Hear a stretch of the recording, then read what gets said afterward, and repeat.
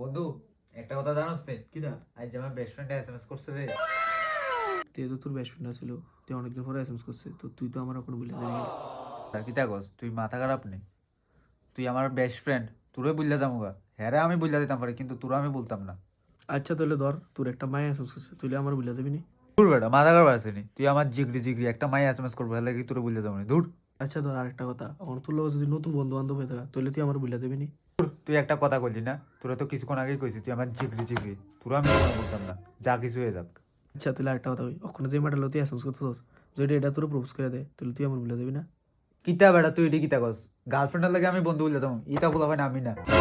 কলজার টুকরা, তুই আমার জিগরি জিগরি। আচ্ছা লাস্ট একটা কথা, লিপিকা বদি যদি তোর এসএমএস করে তাহলে আমার বলে যাবি নি। তুই কেডা তোরা আমি চিনি না। আমি সব কিছু লয় খাতিল আছে, বদি লয় কোনো খাতিল নাই। বন্ধুরে ফুটকি মারি আমি বদি।